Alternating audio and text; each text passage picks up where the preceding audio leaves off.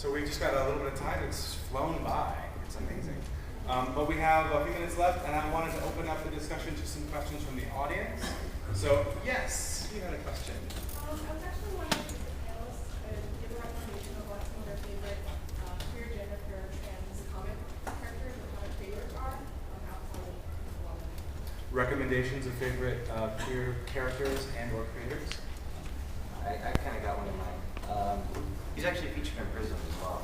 Sean McGrath wrote a book. It's called Fred or Mine. Yes. And generic thoughts. It's really good, and it's sort of like what I mean in terms of having gay characters in the mainstream world, because his character is gay, but it's not the focal point of the story. It's full of like all this magic elements, and just the story's complex, and the fact that he's gay is a secondary kind of. What was the name? It's called Fred or Mine. Frater. And actually, it's the good thing about that book is that not only is it not central, but it's not hidden. I mean, it's absolutely It not happens naturally. airbrushed clean or anything. It's there. So definitely check it out. And again, it's by Sean McGrath. And I like Megan Gedrich. Mm-hmm. She's doing a book called I Was Kidnapped by Lesbian Space Pirates from Outer Space. I said that like 5 times fast. And it's published by Platinum Studios right now. It's fabulous. It's kind of like a 60s retro story. Her art is great. And she also did You Plus Me, and it's YU plus ME. That's also on sale at the Prism booth. And it's a great graphic novel. It's kind of, I think, based on her life or something similar to that. When she was in high school, her characters in high school, she falls in love with her girl best friend. So it's a really great story. What was the name again? You and Me. YU. No, I mean the woman's Oh, Megan Gedrich. It actually was a previous Queer Press Grant recipient as well. Yes. Recommendation? Well, there is Boy Meets Hero. Oh yeah, that's great. It's a really great series about a superhero who is closeted, and so it really plays off on the whole secret identity and having to keep this whole, 2 parts of his identity on the public. And I love the artwork, and I think it's Russell Avery and Shane Garcia. No, Russell Garcia and Shane Avery. yes. Oops. So Boy They're Meets real Hero. life partners too. And their first collection's out now. Again, I definitely recommend Rikate Kanji, but also another new addition is there's Wolf Videos has just released a movie, Love My Life, which is a live-action lesbian movie based on a Japanese manga. And I think it did pretty well in the film circuits, theater circuits in Japan too. But I'm hoping in my future, maybe on a future Emerging Voices panel, I can announce that I'm going to try to get the license to translate the manga now into English, if I can. Maybe I'll apply for a Prism grant.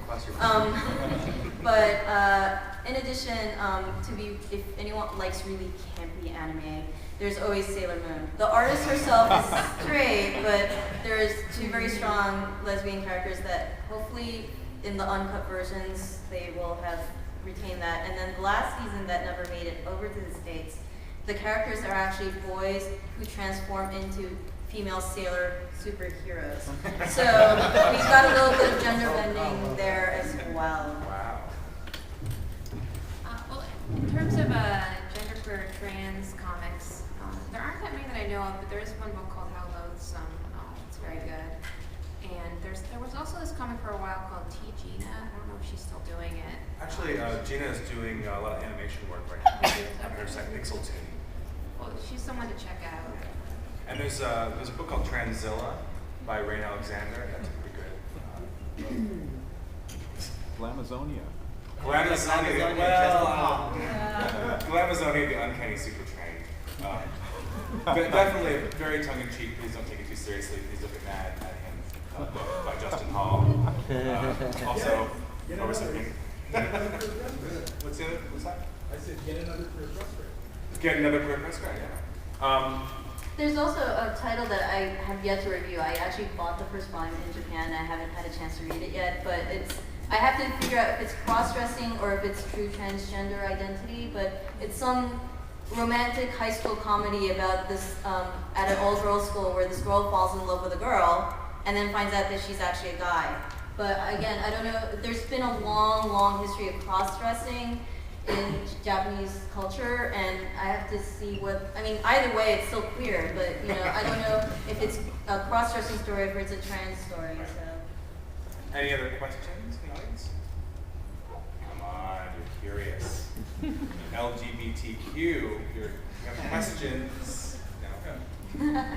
Any, you want to talk about upcoming stuff? Oh, is there a hand? Is there a hand? No? Yes? No? Yeah. Yes. It strikes me that in TV, you know, we've gone a lot further with gay characters in science fiction and on Torchwood, on Doctor Who, and Buffy the Vampire Slayer than, you know, in mainstream comic books. You know, it's not that unusual to see even two guys kissing each other in a science fiction show on TV today. Why? In Breaker. Why comics? Any thoughts on differences in TV? I personally feel that, you know, comic books especially are such a male-driven medium. Straight male. There's a lot of, straight male-driven medium. There's a lot of, you know, Straight white women man. who read it, of course. But I think, you know, traditionally, a lot of straight males have always read comic books. And a lot of times, obviously, they don't want to see two men kissing. So I think there's a lot of resistance there, and it's hard to break the barrier. And they're more receptive of lesbian themes because, for some reason, straight men like lesbians kissing. I don't know. I don't get it. They like two women kissing.